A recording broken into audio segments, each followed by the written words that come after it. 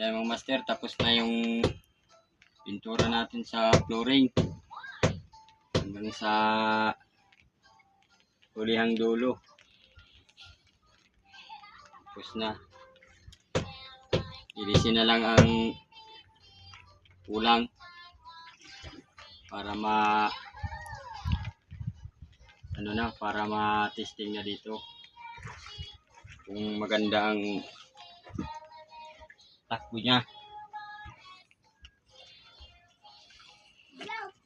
Okay na yung pintura. Pinatutuyo lang yung bagong pintura. Maya lang tuyo na ito.